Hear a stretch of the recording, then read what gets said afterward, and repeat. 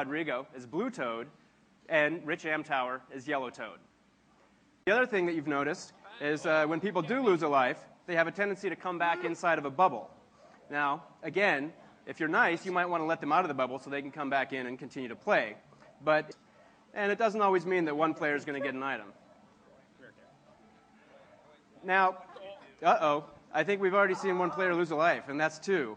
You're seeing a couple of new features here. The first, you can pick up and carry other players.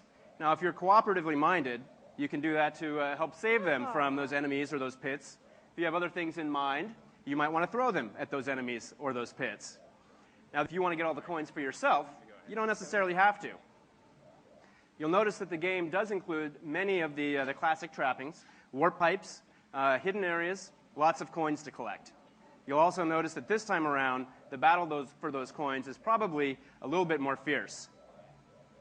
Now, I'm just going to let them play for a little bit while I tell you a little bit about the structure of how this game works and the balance between single player and multiplayer.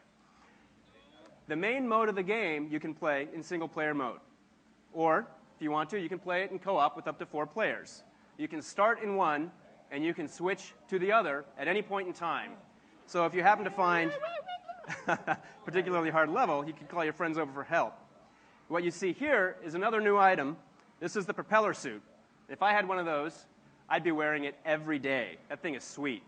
Quick little shake of the Wii remote will shoot you high up in the sky, and you'll slowly drift back down.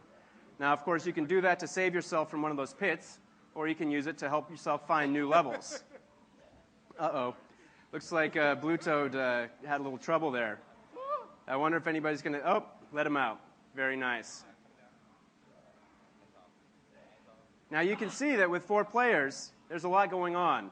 The screen is nice enough that it'll pan out to a much wider view when people spread out. But if the player at the lead goes a little bit too fast, you may find that if you're at the back, you get wiped off screen. Stop that. You'll also find some nice use of hidden areas, pipes and things like that as well. And I think at this point we're probably getting closer to the end of the game, or at least the end of this level at any rate. Yes, sliding, more propeller suits. And here we get to the end of the level. Oh, Luigi. Now, as soon as one player touches the flagpole, the others have about 3 seconds for them to grab on if they want to get any bonus points. And at the end of every level, you get a nice tally. It shows you how many coins you collected, how many enemies you stomped, tallies up all your bonus points, and gives you a ranking. So let's see how things panned out here. Well, looks like first place goes to Rich, second place to Luigi, always the underdog. Third goes to JC as Blue Toad, and Cammie, looks like you came in fourth. For a spectacle. Well, guys, thanks for playing. Thanks, guys. Cammie, we'll give it back to you. All right. Thanks, guys.